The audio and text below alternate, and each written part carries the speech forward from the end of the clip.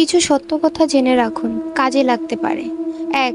মাগরিবের আজানের সময় পুকুর পাড়, বাঁশঝাড়, তালগাছ, সুপারি গাছ, বাসার ছাদ অথবা অন্ধকারের রুমে থাকবেন না।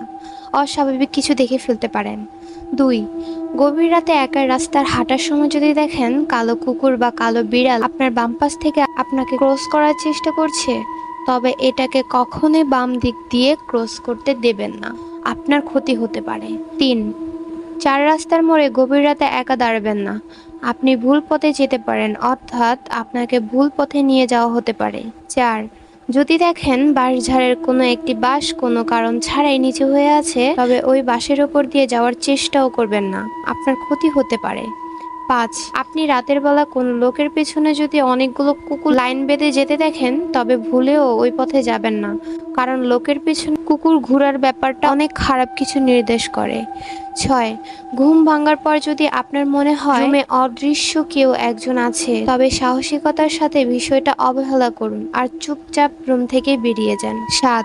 রাতে কেউ যদি আপনার নাম ধরে ডাকে, তবে ওই ডাকে সাড়া দিয়ে বাইরে যাবেন না। যদি যান তো আর নাও ফিরে আসতে পারেন। ৮. রাতে পথ চলার সময় যদি অনুভব করেন আপনার পিছু পিছু কেউ আসছে বা হাঁটছে, কিন্তু আপনি তা দেখতে পারছেন না, অনুভব করতে পারছেন, তাহলে সাহস করে পাশাপাশি কোনো কবরস্থানে ঢুকে পড়ুন। কবরস্থান খুবই পবিত্র স্থান হয়। ৯. পুরনো খালি